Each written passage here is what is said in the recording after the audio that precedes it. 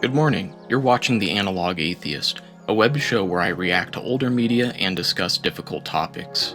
Today, I'll be looking at the Magoffin Home, a presentation from Ghost Stories of El Paso, a DVD from 2008 presented by Capstone Productions and narrated by Jackson H. Polk. I would like to add that the back of the DVD box states the program will not prove or disprove any of El Paso's ghost stories, a convenient warning in case anyone were to confuse this for a legitimate attempt at documenting things that people claim to be real events. In the background, I'll be playing Burnout 3 on PlayStation 2. And with that being said, let's dive into today's topic.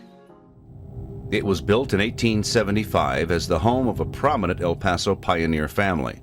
The Magoffin Home is a short piece about a pioneer family home, now considered a hotbed for ghost activity. The home's interior has been restored to its prior pioneer glory, although it should be noted that the family has made updates to the home themselves, as they had been occupying the space up until 1986. Since then, it has become a business offering tours, complete with a gift shop. The general consensus is we have three spirits in and around the house. One man, two women. The man has been dubbed Uncle Charlie, who would be Joseph Magoffin's brother-in-law. The presentation opens with a general consensus. Three ghosts are believed to permanently reside in the home. Uncle Charlie is the first ghost mentioned, and while no one has actually seen him, it is claimed that he is quite active within the house. He'll turn lights on. He's turned some off, but he prefers to turn them on. His rocking chair, we have 4 documented stories now of his rocking chair rocking all by itself, nobody's near it.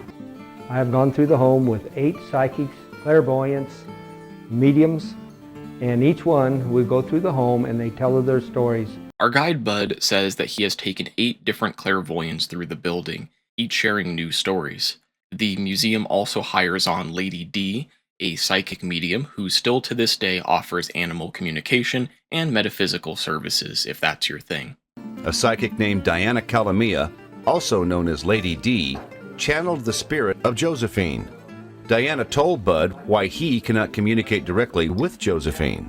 What follows is a strange exchange. Bud jumps at the chance to ask Lady D to help him contact Josephine, one of the ghosts within the house, and she refuses, saying it's not a matter of whether he can hear the ghost, but whether he will hear it. Well, would you tell her to please get with me and let's talk? You won't listen to her, she said. I will listen to her. I can't. How do I learn how? You won't listen to her. I won't or can't. I think You it's... won't. This is odd. Considering Bud's previous claims of working with psychics and hearing stories of ghost sightings, out of all people, Bud should not be this confused about ghost sightings.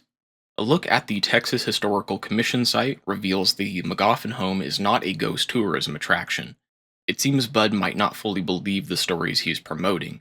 His tone often comes across as dismissive rather than genuine, and Lady D's reaction doesn't help. Their interaction feels like a continuation of a prior disagreement. I'd love to listen to her. Tell her. It's like right now I'm trying to talk to you and you won't accept it. I want Every to... time she's trying to talk, every time she's trying to talk to you, Okay, but what she's trying to tell me. she's trying to tell you about her son. She's concerned about her son. Bud puts Lady D on the spot here, asking why Lady D can't see the ghost herself. This question provides us with some interesting insight as to how the medium determines a ghost's presence. How come, just out of curiosity, you've never had the knack to see them, just to hear them and talk to I them? don't see them like I see you. I see them in my mind's eye. I can describe them to you totally. The mind's eye refers to the ability to imagine or visualize something in one's mind. It is a metaphorical expression that suggests seeing something with the inner vision of the brain rather than with the physical eyes. Now, as someone with a bit of hyperphantasia myself, I find this explanation to be a bit suspect. Instead of making testable claims, Lady D shifts the definition of seeing to fit a subjective experience that could easily be mistaken for imagination. I actually see a ghost, but that's very, very rare. People think that that's a common, Yeah. and it's not. We see them in our mind. It's like as if I could describe the person to you totally. Okay? Lady D then goes on to make a second claim. Now speaking for the ghost, she declares that the ghost family is happy with the staff maintaining the site. She's pleased that they gave that the family is keeping the house the way it is, Good. or that they're keeping it going. I don't have much input on this, However, I find it a bit funny that she changes what it is the family is happy about, seemingly an attempt to pivot away from the incorrect statement that the home has been kept the way it originally was. When two more psychics, Julie Evans and her daughter Liz Holt, visited the home during the restorations, they felt Octavia's presence.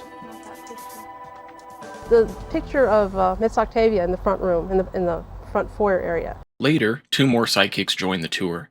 One named Julie acknowledges that a ghostly family member hasn't appeared, then claims to see the spirit after viewing a mounted photograph. I've never really stopped and looked at that picture because she hasn't been a real presence to me in the past. But today, when I stopped and looked at that picture, she was really there. Similar to Lady D, Julie's belief in the ghost becomes evident only after seeing a visual representation of said ghost. She's with us? Uh-huh. Is there a picture of Octavia in the house? All over the place, yeah. The first. one in the middle. It's the one right there. That one? That's her. She's not mad. She's here. If a spirit were visible within the room, locating a photo for confirmation shouldn't be necessary. And from that point on, she was with me as I went through the house. Notice how Julie speaks about the ghost girl in the following clip. Their only sad moment came when they felt the presence of the young girl spirit in the front parlor. I see the little girl in the window. And she just looks like she's lonely and looking out. And I know she's looking for somebody. She's waiting for somebody to come back and get her. I mean, she's well taken care of here. She's content here, but she's not happy. She wants to go home. I don't think she was given a date, but she was told it would be for a short time. I think deep down she knows that it's never going to happen. She's never going to go home. Julie comments that the ghost is content with her posthumous care, but is slowly realizing she may never return home. It seems odd for a spirit to exist in a state of confusion for so long while still forming new realizations. A large objection I have to ghost stories is the willingness to introduce ghosts who are both stuck in their pre-death mindset while also taking in new information. And she's sick. She's very sick. I don't want this video to drag on too long, but this final piece on the little girl piqued my interest. Julie suggests the ghost girl is ill. I'd be curious to ask her how illness functions for non-physical beings. Sickness involves biological processes, which wouldn't apply to the non-physical. The Magoffin Home restoration involved changing the use of the historic rooms back to the way the family lived when Joseph Magoffin lived there in the 1890s. The narrator explains the home is under renovation, a process that left some furniture in out-of-place spots. This may explain why the non-ghost tour group clips have been spliced in with the medium's walkthrough. When Julie and Liz toured the home, the furniture had been rearranged, the Victorian carpet or rugs had been installed, but the wallpaper and ceiling treatment had not yet happened. Upon entering one of the rooms still under renovation, an observation is made. Oh, That trunk goes in that first bed and the bedroom with the they're upset with the about the big trunks. bed. Yeah, They're upset about the the trunks trunks? need to be moved. The ghosts don't like trunks in a spot clearly not meant for them. Cue in the duh sound effects. That trunk goes in here. It goes at the foot of this bed. With that, our video segment comes to an end. I have one last tidbit though. In 2004, El Paso Times writer Michael Hernandez wrote an article on the home's haunting. Despite efforts in 1999 to capture the paranormal events, no conclusive evidence of a haunting was found. I'll link that article below in my sources. Additionally, I found a piece by Leslie Bergloff criticizing the site's shift towards ghost tourism, arguing it detracts from local historical appreciation. Going into this video, I contemplated writing an opinion piece on why I believe make-believe stories will burn public opinion more than they will keep the original stories alive. However, I think Bergloff explains it best. The link to her work will also be listed below. My final thoughts on this video presentation are mixed. While using ghost stories to draw visitors can spark interest in local history, relying on mediums to invent lore without scrutiny often overshadows authentic storytelling. Let me know what you think in the comments.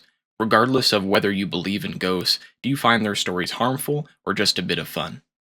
As a final piece to this video, I wanted to discuss one last topic. Now, I enjoy creating content, but other obligations in creative work take priority, so this channel is currently in a test phase and partially driven by demand. If you'd like to see more, consider liking or sharing this video. Your support helps keep the channel going. But with that being said, thank you for your time.